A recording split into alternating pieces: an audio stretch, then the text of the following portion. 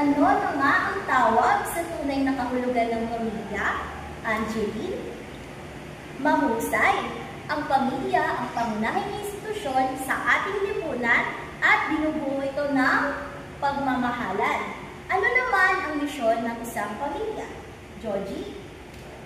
Tama. Mahalaga ba ang pamilya sa isang individual, RK? Magaling! Ngayon, dumako na tayo sa aking nihandang simpleng aktibidad na pinamagatang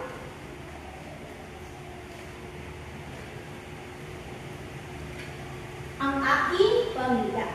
Makinig muna ang lahat at aking babasahin ang panuto.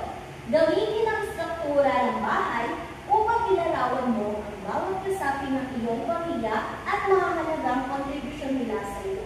Maliwanag ba? Mayroon ba kayong katanungan? Kung ganon, maaari na tayong magsimula. Maaari mo bang sagutin ang number 1, number 2, at number 3? Winsmar, Angelica, Bea,